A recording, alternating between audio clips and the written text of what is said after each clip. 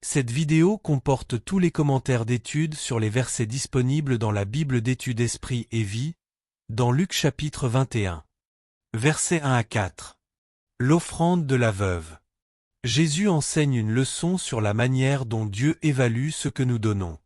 Premièrement, ce que nous donnons est déterminé non par le montant de notre offrande mais par l'importance du sacrifice que cela implique. Parfois, les riches ne donnent que de leur superflu, ce qui ne représente pour eux aucun sacrifice. Le don qu'a fait la veuve représentait pour elle tout ce qu'elle avait. Deuxièmement, ce principe peut être appliqué à l'ensemble de notre service pour Jésus, qui juge notre œuvre et notre ministère non par leur taille, leur influence ou leur succès, mais par la mesure de notre sincérité, de notre consécration, de notre esprit de sacrifice, de notre foi et de notre amour, voir chapitre 22 versets 24 à 30, note, Matthieu 20 verset 26, note. Verset 6. Il ne restera pas pierre sur pierre. L'accomplissement de cette prophétie a eu lieu en l'an 70 de notre ère, lorsque le général romain Titus et son armée ont détruit Jérusalem et brûlé le temple, à l'issue d'un siège de 134 jours. La destruction du temple était un jugement prononcé contre Israël qui avait rejeté le Fils de Dieu ainsi que le don de rédemption qu'il lui offrait. Versets 7 à 19. Quand donc cela arrivera-t-il? La réponse de Jésus à la question des disciples associe la destruction de Jérusalem si étroitement à son retour sur terre après la tribulation qu'il est difficile d'établir une distinction entre les passages qui se réfèrent uniquement à Jérusalem et ceux qui se réfèrent au retour de Jésus.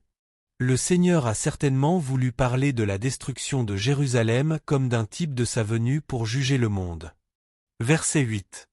Prenez garde que vous ne soyez séduits. Voir Matthieu 24 verset 5, note. Verset 9. De guerre et de soulèvement. Voir Matthieu 24 verset 4, note. Verset 16. Ils feront mourir plusieurs d'entre vous. Les auteurs des premiers siècles affirment que tous les apôtres, sauf Jean, sont morts en martyrs aux mains de leurs persécuteurs.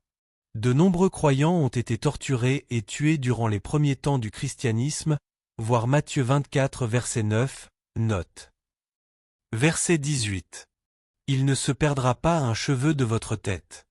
Cette promesse garantit notre sécurité spirituelle, et non la préservation de notre corps, voir la mort mentionnée au verset 16. S'ils restent fidèles, les croyants doivent se rappeler que Dieu fera concourir toutes choses à leur bien, voir Romains 8 verset 28, rien ne pourra les séparer de son amour, Romains 8 verset 35 à 39. Verset 19. La persévérance. Nous devons manifester l'attachement le plus intense à Christ par tous les moyens que la grâce met à notre disposition, la prière, le témoignage, l'étude de la parole, l'adoration, la communion fraternelle et la résistance quotidienne au péché, voir Jean 15 verset 6, note. En persévérant dans la vraie foi, les croyants obtiennent la vie éternelle et sont toujours victorieux. Verset 20. Jérusalem investie par des armées. Une fois de plus, Jésus fait allusion aux événements de l'an 70, voir note sur le verset 6.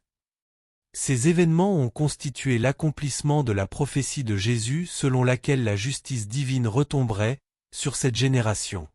Matthieu 23 verset 36, voir Luc 23 verset 27 à 30, parce qu'elle avait rejeté le Messie et refusé de se détourner de ses péchés. Jésus avertit ses disciples de fuir la ville quand ils verront les armées arriver, verset 21. Verset 24. Les temps des nations. L'expression « les temps des nations » est une allusion à l'époque où Israël serait sous la domination ou sous l'oppression de peuples non juifs. Ces temps ont commencé lorsqu'une partie d'Israël a été emmenée à Babylone, en 586 avant Jésus-Christ, 2 Chroniques 36 versets 1 à 21, Daniel 1 verset 1 à 2. Ils ne prendront fin qu'avec l'accomplissement des temps, ce qui signifie probablement le jour où Christ reviendra avec gloire et puissance pour établir son règne sur toutes les nations. Chapitre 1 versets 32 à 33. Jérémie 23 versets 5 à 6, Zacharie 6 verset 13, 9 verset 10, Romains 11 versets 25 à 26, Apocalypse 20 verset 4. Verset 25. Des signes dans le soleil, dans la lune et dans les étoiles. Des signes cosmiques précéderont le retour de Jésus, et le monde vivra des moments de grande détresse à cause de la grande tribulation. Voir Matthieu 24 verset 29, note, l'article sur la grande tribulation. Ceux qui ne voudront pas se repentir connaîtront une grande terreur et un grand désespoir. Verset 27. Le Fils de l'homme venant. Fils de l'homme est l'expression que Jésus a souvent utilisée pour se désigner lui-même, voir Matthieu 24 verset 30, note sur le retour de Christ après la tribulation. Verset 31. Quand vous verrez ces choses arriver. On peut remarquer que l'heure de l'apparition glorieuse de Jésus pour établir son royaume est proche en observant les signes qu'il annonce, voir Matthieu 24 verset 33, note. D'un autre côté, c'est probablement au retour de Christ pour venir chercher les membres fidèles de ces églises à un moment inconnu et inattendu, c'est-à-dire l'enlèvement de tous les vrais croyants, voir Jean 14 verset 1 à 4, 1 Thessaloniciens 4 verset 13 à 18, qu'il ait fait allusion au verset 34 à 36, voir Matthieu 24 verset 44, note. Verset 31. Le royaume de Dieu est proche. Voir Matthieu 24 verset 33, note. Verset 32. Cette génération. Voir Matthieu 24 verset 34, note. Verset 34. Que ce jour ne vienne sur vous à l'improviste. Jésus conclut son message prophétique en avertissant ses disciples de ne pas se laisser accaparer par les plaisirs et les soucis du monde au point de ne pas être prêts quand il reviendra. Premièrement, ces paroles sont destinées aux enfants de Dieu de tous les siècles, et pas seulement à ceux qui vivront pendant la terrible époque de la tribulation. La fidélité spirituelle est une condition d'une importance critique à la lumière de l'enseignement de Jésus qui a dit en particulier qu'il reviendrait chercher les croyants fidèles à un moment où ils ne s'y attendraient pas. Étant donné que l'on ne peut déterminer le moment exact de son retour pour venir chercher l'Église, les croyants doivent toujours se tenir prêts, voir Matthieu 24 verset 40 et verset 42, note, Jean 14 verset 3, note.